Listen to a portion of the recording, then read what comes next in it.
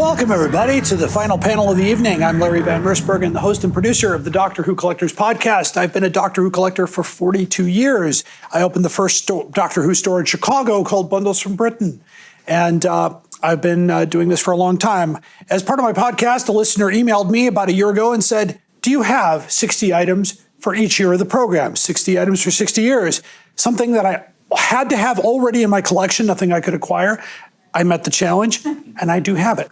So I'm going to start in 1963. Nothing official came out in 1963. But I have this issue of Radio Times. This Radio Times is dated December 26th, day after Christmas, 1963. What's so special about it? Not much. I don't even know who this is on the front cover. But the listing is important. The listing is for an episode called The Survivors, the first screen appearance of the Daleks. Of course, then things got a little bit more important here in 1964. We had the very first book published, the Dalek book, same as the Outer Space Guide. This was the Robot People book, so very cool there. 65, it hits the fan literally with Dalek Mania. I have here from 1965, this is a plate by Weatherby and Sons. From, Weatherby and Sons for the Dalek plate. 65. 66, I got a twofer here. The Dalek pencil also came out. And then in the Dutch language, the first foreign Doctor Who book, Doctor Who in the Daleks, with hardcover and dust jacket. I have a twofer for 66. They did the Peter Cushing film in comic format. This came out in 66. In 1967, Wall's Ice Cream had a promotion for the Doctor Who Space and Adventure book. And I do have all of the ice cream cards in this binder. So there you go. In 1968, we've already had several Doctor Who annuals come out, but this was the big item of 68, the Doctor Who annual with Patrick Troughton. And not to be followed in 1969, the most famous Doctor Who annual from the Troughton era with the Cybermen on the cover. We go to 1970 where you regenerate so hard everything turned color. So the first issue of Radio Times in January featured the new Doctor in bold color. Episode 1 of Spearhead from Space is the listing. In 1971, not much happened, but John Pertwee signed a deal with Kellogg's to be on the Sugar Smacks box. This is not the actual box, this is a replica. However, inside the box, I have the original badges. So there we go. In 1972, a book was published by Malcolm Hulke and Terrence Dix called The Making of Doctor Who. It was reprinted with Tom Baker's picture for Target, but this was the first behind-the-scenes book. In 1973, the world turned upside down and the first Target book was published. This is Doctor Who and the Daleks. This is the first edition, one of the first 3 books out of the box. It belonged to Chris Achilleos by way of his widow. In 1974, they said the books were doing so well, let's do them in hardcover. W.H. Allen releases its first Doctor Who hardcover, Doctor Who and the Auton Invasion. In 1975, we have the Palitoy Talking Dalek, the first toy Dalek to have a little record inside. Aren't these awesome? They also came in red. Little tiny record inside there. That is amazing. 1976. The first board game for the 70s, War of the Daleks, with a moving Dalek board and little Dalek pieces. If your piece gets touched by a Dalek, guess what? Exterminate. All right, 1977. That was a big year for us here in this country because the second printing of Doctor Who and Planet of the Spiders came out in England. They made too many of these. So in 1986, when my company bought out the entire stock at Lyle Stewart, we had about 100 copies of this for sale. This is from the original inventory. 1978, we had the Doctor Who press out book. Nothing has been pressed out of this book. 1979, big year for Marvel in UK. The first Doctor Who magazine was published. 1979. I think they're on what, 500 and something now? Close to 600. Close to 600. Wow. 1980, we decided to go crazy with these tin banks with Tom Baker on the cover there. These are great. 1981, they did a Viewmaster. If you were in my room, you got to see the preview of that. This is the Tom Baker Viewmaster. 1982. In 1982, the first VHS tape released in the United States was the Peter Cushing film. This is the actual 1982 edition of Doctor Who and the Daleks. In 1983, of course, 20th anniversary of Doctor Who, and Andrew Skilleter, the great artist, got to do the cover of the Radio Times for the Five Doctors. And not to be outdone, Radio Times also did a special Radio Times issue of the anniversary of Doctor Who. This was the English version. Then Starlog magazine got a hold of it and did their own. Many people have that one. In 1984, we have the Spirit of Light sonic screwdriver, which doesn't appear to be in this box, so you'll just have to take my word for it. That was the first sonic screwdriver made in Chicago, Illinois, by the way. In 1985, the Royal Albert China Company made these collector plates. And this one happens to be William Hartnell. They did Hartnell, Troughton, Pertwee, Daleks, and I think a Cyberman. So the Royal Albert China in the box. So really cool stuff there. We move on to 1986. We had Doctor Who and the Pescatons released on cassette. Remember cassettes? Mixtapes, anybody from the 80s? Awesome, awesome, awesome. In 1987, Target released the largest Target book ever printed. That's Build the TARDIS Without Scissors or Glue, published by Target Books. Some people have made these, and they still stay together today. In 1988, W.H. Allen called it quits on the hardcover books. The final book was The Smugglers. This copy was only printed, 1,000 copies were printed, never sold to the United States, and it's very hard to find today. DoctorWhoStar.com has a copy for $750. In 1989, we have here the Battle for the Universe game. What a great game. Lots of fun, hours of fun.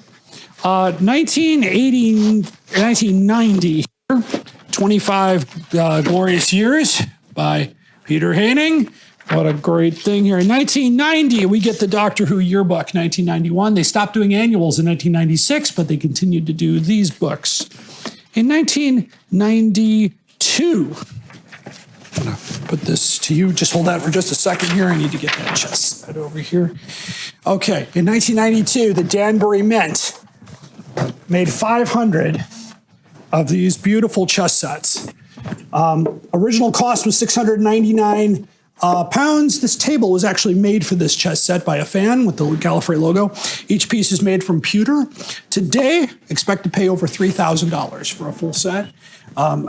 This was the item, most pictures were taken of this item today. So, all right, 1993. All right, 1993, the Comet Miniatures put out these little plastic mold things here. This is Patrick Troughton, and I believe he's complete here, so I can show you what he looks like. Isn't that beautiful?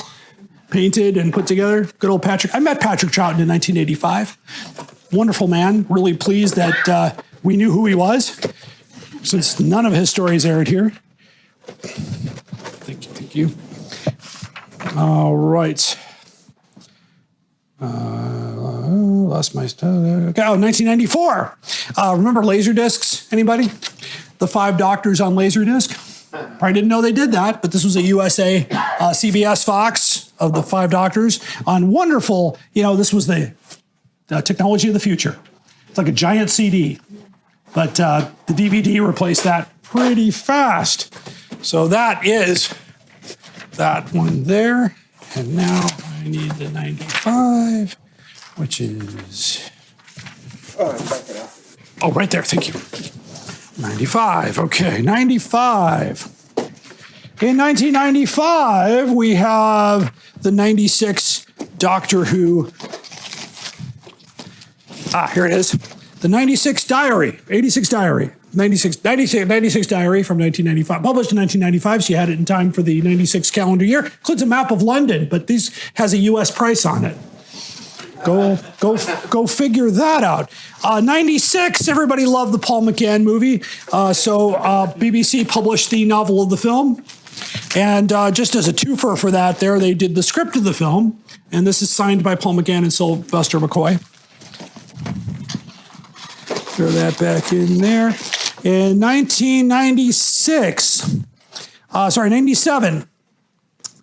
this was kind of the last book that Virgin Books was allowed to publish with their license, and it was called The Dying Days. It's the only Paul McGann novel done by The New Adventures. This book sells on upwards of $500 or more if you can find it. Never released in the United States, low print run in the UK. In 1998,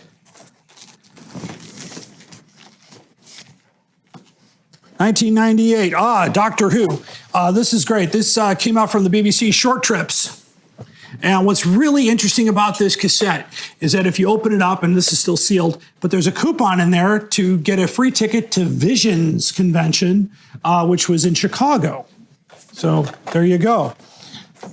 They had a few of those. 1999, anybody know what happened in 1999 to change Doctor Who forever? Big Finish, The Sirens of Time on cassette. They also did it on CD. But this is the cassette. Next month, all three doctors and Jason Haig Ellery will be signing this cassette because they're going to be at Chicago TARDIS. So if you haven't gone to Chicago TARDIS yet, maybe now is the time. And here's the, just for you to know, here's the CD. The first Big Finish story to come out in 1999, 2000. In 2000, Philip Segal wrote the book Regeneration. This is a very difficult book to find. It's a whole, everything, the story of the television movie, including pictures that were never shown before. 2001. Now, you remember the Palitoy talking Daleks. They decided to go one up, and in 2001, they released these beautiful things. Instead of a record, it's a digital chip.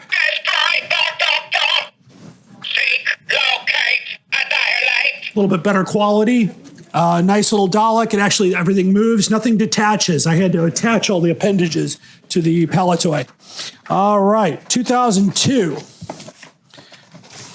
The only thing of significance was the Doctor Who magazine number 315 with Peter Cushing on the front cover, the real deal. That came out in 2002. Remember, I had to use something from my own collection for this project.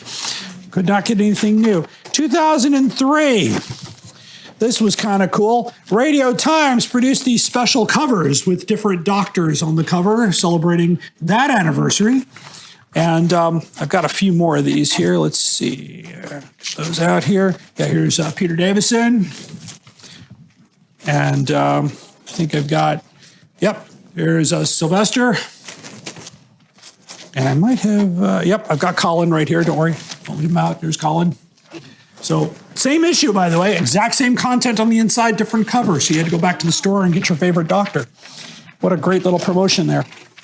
And then, if I can get those back in the box, what's next? Oh, yes. That was 2003. 2004. By special arrangement, they reproduced the Clockwork Dalek for the anniversary. This is the based on the original Clockwork Dalek, which is it winds up. Basically, that's why they call it Clockwork. Very few of those around.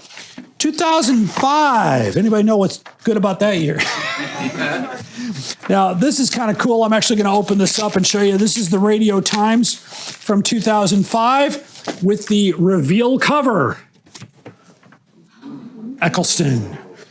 This was a big issue. By the way, Radio Times is the British version of TV Guide, and Doctor Who represented the most covers of any program by the BBC, going all the way back to William Hartnell. There we go. This one next here, okay. So I'm in 2006. 2006. I'm going to put this aside for a moment so I can pull this bad boy out of here. This is cool because Studio Canal and the BBC authorized these incredible radio-controlled Daleks. They speak, they talk, requires a lot of batteries. In fact, this is from 2006. So I was advised not to use the batteries that came with the product because they might not work or they might be corroded. So, but I had this one out of the box and it worked. It went around the floor. It yelled at me. It was wonderful. What a wonderful, wonderful thing. All right, I'm going to put you back. Could I ask you to hold these items temporarily while I put you back in there. Thank you. 2006. I'm on to 2007. Boy, I might be done before my time. How about that? Might have time for questions at the end. In 2007, Studio Canal again comes out with these micro talking Daleks, and he still works here.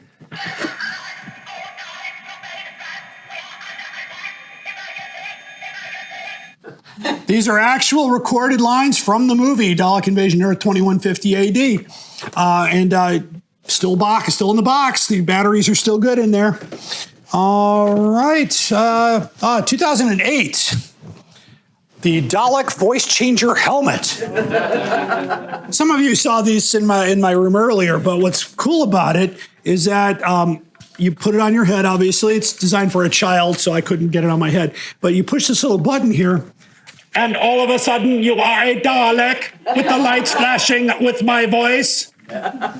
Very cool. Also, but if you're not as good as the great Nicholas Briggs, he's also on here too. Or you will be exterminated. There you go. Very difficult to find these because the batteries are screwed in, so a lot of times they corrode or they leave it turned on and the batteries start to run down. And so it's a very, very interesting item. The box is not very significant. The box was real cheap when they put it together. It just kind of folded out and you couldn't really keep it in the box. All right, 2009. In 2009, we had,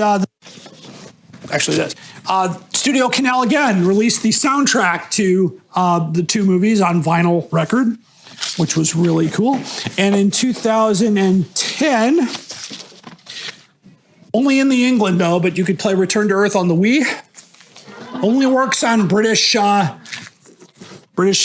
though. 2011. Let's see, 2011. Let's see here. Yep, 2011. Tom Baker and Richard Franklin recorded a whole new audio series called The Demon Quest, and this happens to be Serpent Quest. The entire thing was re-released on vinyl not long ago, but it's original story with Tom Baker and Richard Franklin recording the Fourth Doctor and Captain Yates.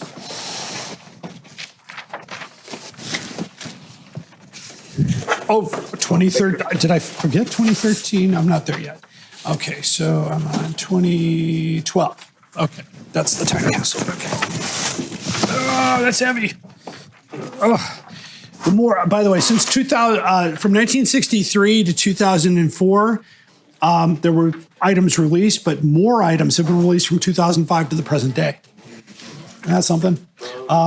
In 2011, 2012, we have the flight control TARDIS, which I don't think is here, but that's okay. I think I must not packed it. That's all right. 2013. We have the Fourth Doctor time capsule. This was released in England, and this is really cool because it contains a letter from Tom Baker, a action figure from Fourth Doctor action figure, a advanced edition of the Terror of the Zygon CD and DVD, the Genesis of the Dalek soundtrack, the Tomb of Valdemar paperback book, the Fourth Doctor sonic screwdriver, full color print of the Fourth Doctor, 99 art cards, and the TARDIS translator, still all in the box here. Only works on UK players though. So there we go. Let's see. I'm going to slow down a little bit here. Adventures. Okay, there we go. In 2008, where am I? I'm losing my place. 2014. We had this wonderful movie called An Adventure in Time and Space, featuring David Bradley. If you were in my room earlier, you saw the Berlick Dalek play suit that was in the movie. So that was pretty cool. By the way, 2 covers for the CD. And this was the soundtrack. And there's some good stuff on here, too. Some really good music. You can buy these commercially. Of course, also just as a twofer here. No, I don't think so. Okay, in 2015, we have the Funko Pop TARDIS. Not easy to find these anymore, but they come around. 2016, we get the 500th issue of Doctor Who magazine. So there we go. And, of course, the parody of the first one with Peter McCullough and with all the transfers. So that's really cool. Free stickers inside. I think they had a great time doing that. What a really fun thing to do.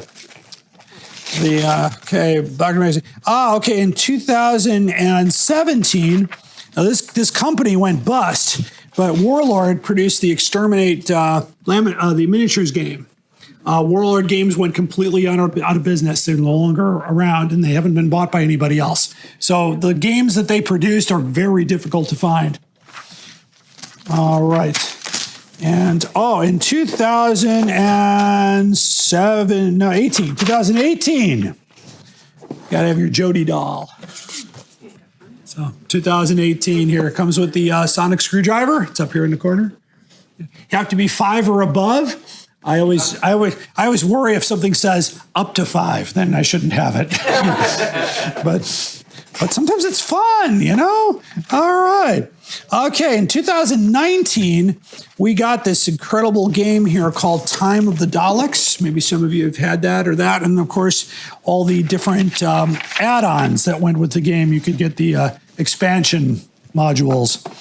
And there's still some that are coming out, like the Eccleston McCoy and the Davis, of course, they had to put Davis and Tennant on the same one since they are officially family. What an amazing thing. That back in the box. Back in there. Okay. All right. All right. 2020. A year we never want to speak of, right? 2020. I should do that, right? Lockdown. Well, while you were on lockdown, you could listen to The Paradise of Death and The Ghosts of End Space on vinyl. John Pertwee recorded these before he died, these 2 audio adventures with Liz Sladen and Nicholas Courtney. And they were released as CDs and cassettes. This was the idea for Big Finish. And they were originally published much earlier. I believe, trying to find the date on this here, 1996. So Jason Haig-Ellery heard these recordings and pitched the idea of getting the license from BBC to get Sirens of Time in 1999. But sadly, John Pertwee passed away in 1996. So it was really shortly after that. I got to meet John Pertwee in 1985, one of the nicest men. And I'll tell you a quick story, because I was a dealer at the 85 TARDIS 22 convention. Dealer's room opened up on Saturday morning at 10:30. They opened the doors. First person through the door was John Pertwee. Walked up to our table, picked up a copy of The Cave Monsters and said, "Is that a good likeness or not? Look at all this stuff. Wow, I didn't know there was this much stuff." And we had a 10-minute conversation, of course, jaws on the floor. This man is standing like where this camera is, a little bit closer to our table. And we had him for that long until his handler found him. "Mr. Pertwee, your autograph session started without you." Well, then who's signing my name? But my Pertwee's not great, but I'll get Jim Traylor to do it for me. But the vinyl is a little expensive, but you can find the CDs still out there. Just really great stories.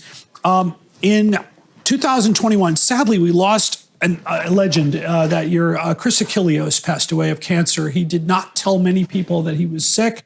In fact, I had him booked on my podcast for February. He died in December. I did have an interview with his widow, Tasha Achilleos, who announced that his print shop is reopening. The 2 daughters of Chris have got the rights to everything. They're getting scans of the original artwork that's held by many different people across the world, and you will be able to buy prints from Chris's library again.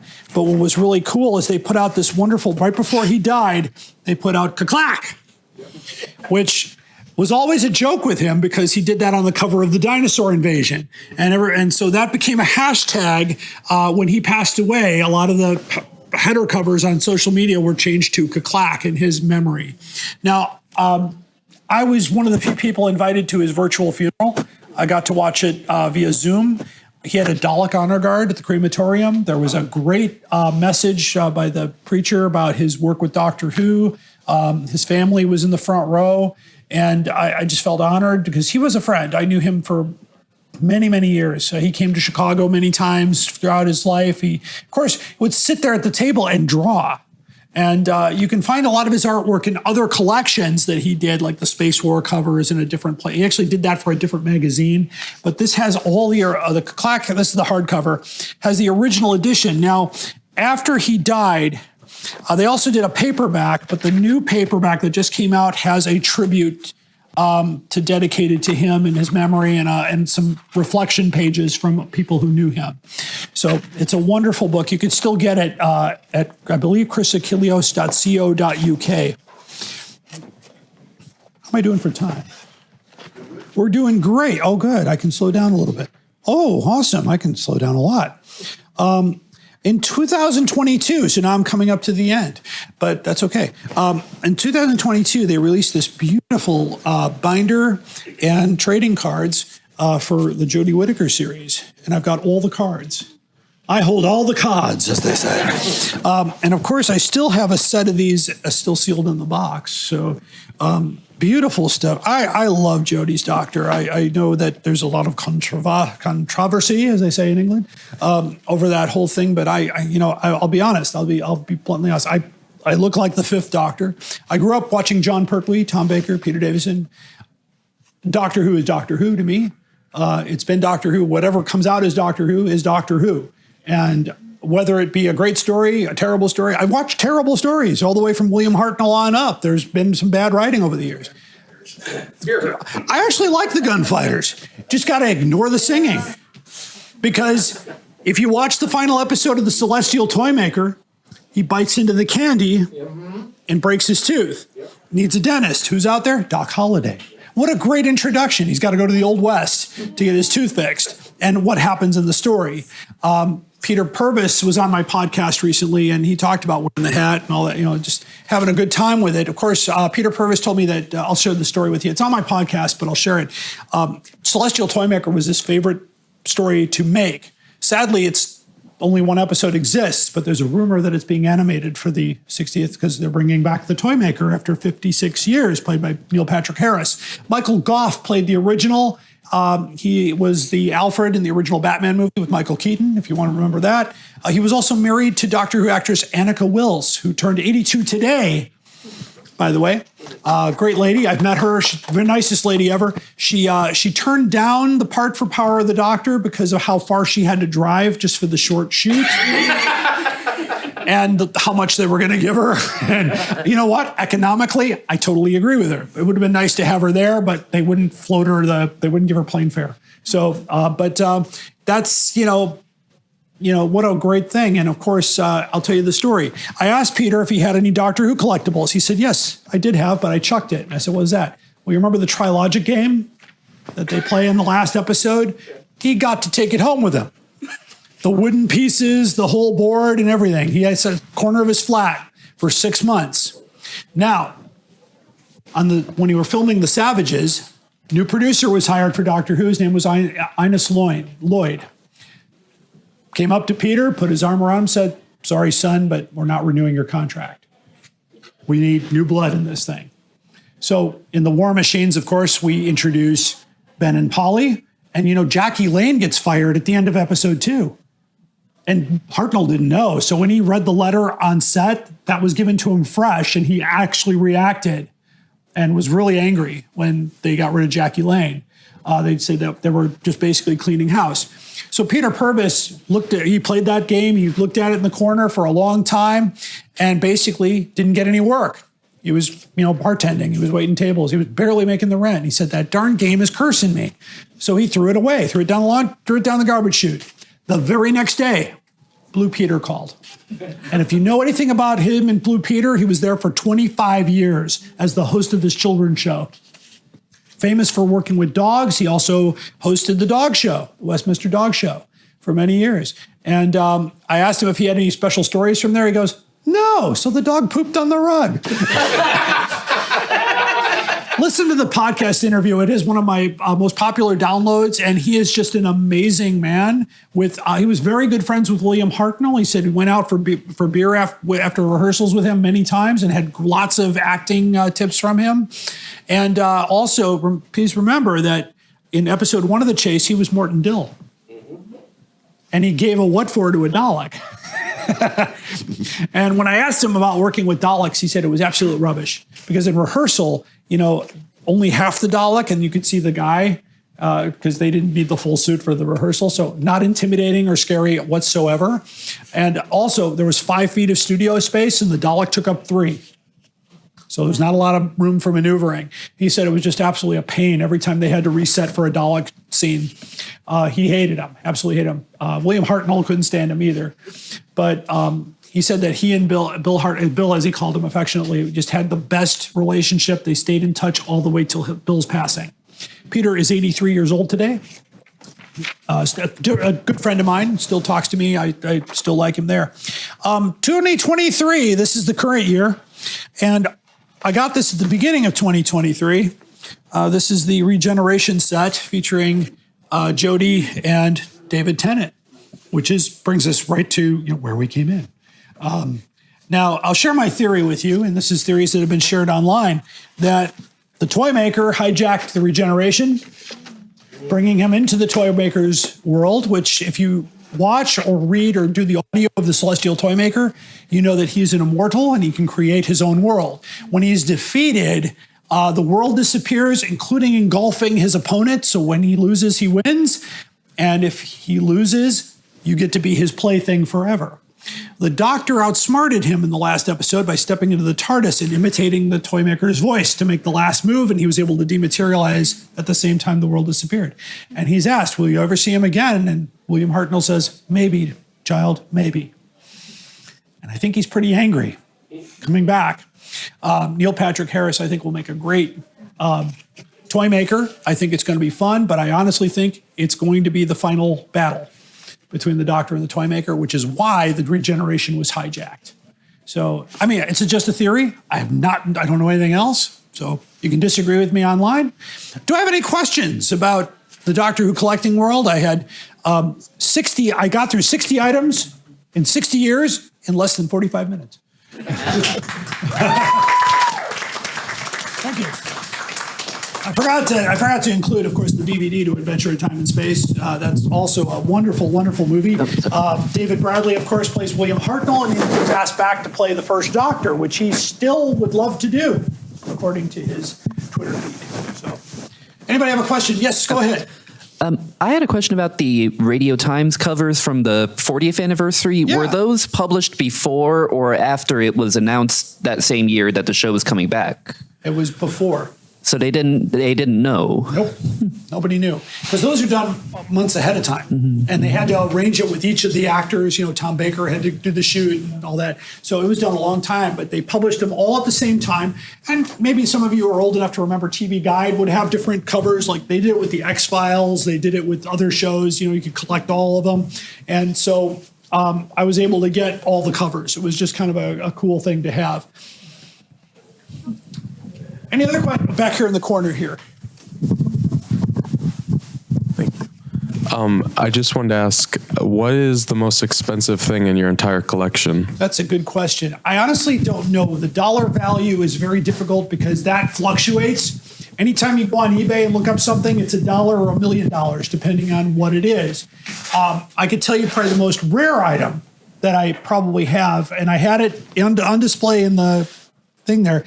About 7 or 8 years ago, the BBC had this idea for a series called the Target Collection. It was going to be a magazine and a freshly minted Target hardcover book with a removable, reversible dust jacket. And it started with the Web of Fear. And then it was going to go to the Zarbi, and then we were going to go through this whole thing. Well, they had to get a certain number of subscriptions to meet the cost. Then they found out they would never get enough money to print a hardcover book with the reversible dust jacket. So only 7 were made, and I've got one of those 7. And somewhere in my file, I've got the letter that says, please review this item, for future use. Yeah. This young lady back here. Hello. Hello. I was just going to ask, is Peter Davison your favorite Doctor? Actually, he's one of my favorite Doctors. I started watching Doctor Who on September 27, 1975. Probably a little before your time. And my first Doctor was John Pertwee. And Joe Grant was my first companion. I have been friends with Katie Manning since 1984. We talk every day for the most part, except for the last few days she's been in Australia filming and won't tell me what she's doing, which tells me she's up to something Doctor Who. That's the only time she clams up with me.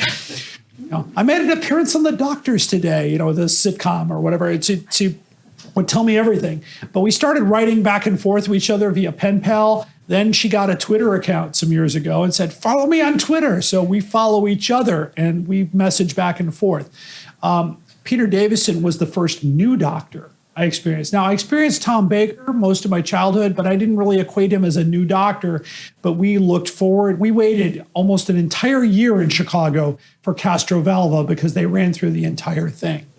And the first magazine I bought in 1981 had Peter Davison on the cover. I had no clue who he was. But I read about him, and I saw him in All Creatures Great and Small. It was on TV. But I really loved his costume. The costume, I'll tell you about the costume. The shirt and the pants are by Rick Steves Taylor, who's the same guy that did Peter's costume for Power of the Doctor. This is a genuine cricket sweater vest because I'm not going to die in that coat. The coat is actually a raincoat. It's the same raincoat that they use in for the style for the show, but they had to hand sew on the red trim. And I do carry a genuine cricket ball. And the celery is the only thing that's BBC. It's a BBC celery. But thank you for your question. No, yeah, sorry. No, I was just wondering because Peter Davison is my favorite Doctor, and that's great. I loved your costume. You should meet him next month in Chicago. He's going to be at Chicago TARDIS next month. He is one of the guests. So we have 3 Doctors there. We've got Peter Davison, Colin Baker, and Sylvester McCoy, along with Carol Ann Ford, by the way, who played Susan. She's going to be there as well. Yes, sir. What would be your holy grail item? What is your biggest wish list item that's out there that you want to get that you I would love to get a Scorpio Automotive Dalek adult Dalek suit. Only 70 survived because the factory caught fire, but it was a full adult, full skirt to the floor with the appendages. The last one sold on eBay for over $6,800. But my holy grail that I have in my collection is I have the first Doctor Who annual signed by William Hartnell. And I showed it to a few people who were interested in the booth. But that's probably the prize. Okay, another question. We have 3 minutes. All right, you got your most, you got your holy grail. What is the one that you treasure the most out of your whole collection? The first item I ever bought. Which is? In 1981, I discovered a comic book store right next to the grocery store where my mom likes to shop. And for once, she said, hey, go check out that comic store. Here's $10. I love you, Mom. May she rest in peace. But they had a wall of Doctor Who. I said, Target books. I've never seen those before. $4.81 back in 81 because of the import charge, and $5 for the Doctor Who magazine. So I covered my $10. Doctor Magazine number 70 with Peter Davison on the cover, and the Day of the Daleks 5th printing, Target, with the typo on the last page. They misspelled the word doctor. It's .core. I think we have time for one more question out there. Anybody? Over here in the front row. Get the microphone here. The Pertwee radio that you had on the VHS, was that broadcast was that the year that they were off after Colin Baker? Is that when that came out? The series ended in 89, and 96. This was a special. It was 96. Okay, couple of episodes that were written by Barry Letts, who was a director, producer for Doctor Who, and they wrote The Ghosts of N-Space and the other one that's escaping me. But John Pertwee, Nicholas Courtney, and Elizabeth Sladen were all geared for this, and it was broadcast on BBC Radio, and then it was put on cassette and CD eventually, and now on vinyl. So that was the idea for Big Finish. Of course, John Pertwee died shortly after the recording that. The Cloister Bell, real quick. Did you meet Elizabeth Sladen? Yes. 1985, I met Elizabeth Sladen. She was pregnant at the time. And of course, I did an interview with Sadie Miller not long ago, who her daughter. She's a sweetheart, absolutely. She does her mom now. So yes, Elizabeth Sladen, one of the sweet women I've ever met in my life. I'm sorry she's gone. I wish I could talk to her today. But thank you very, very much for being here today.